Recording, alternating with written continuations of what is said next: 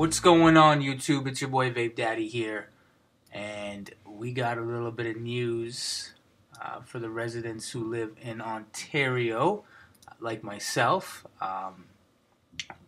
The Liberal government did announce this morning that Ontario now has restrictions on e-cigarettes, so they are starting to regulate them.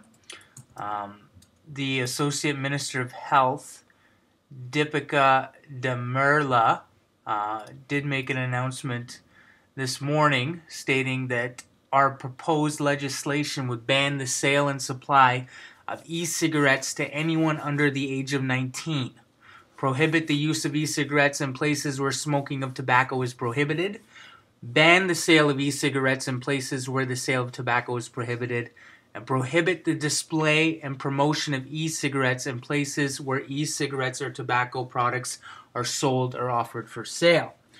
Our proposed legislation would ban the sale and supply of e-cigarettes to anyone under the age of 19, prohibit the use of e-cigarettes in places where the smoking of tobacco is prohibited, ban the sale of e-cigarettes in places where the sale of tobacco is prohibited, and prohibit the display and promotion of e-cigarettes in places where e-cigarettes or tobacco products are sold or offered for sale. So what does this mean for all the vapors out there in Ontario? Basically, in a nutshell, you're not supposed to vape inside a public place. You can't vape inside a mall, movie theater, anywhere else where you currently can't smoke a regular analog cigarette.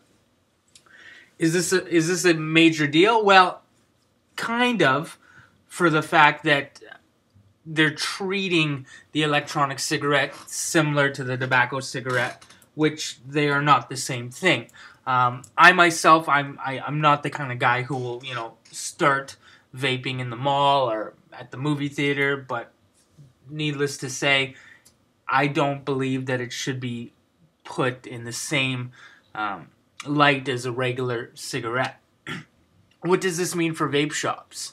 Well, I'm not 100% sure whether or not vape shops are going to be able to display and promote electronic cigarette, sales and stuff, say on the windows or outside the vape shop, or how that's exactly going to work. I guess we'll have to wait and see. It would mean that vapor lounges, things like that would no longer be legal.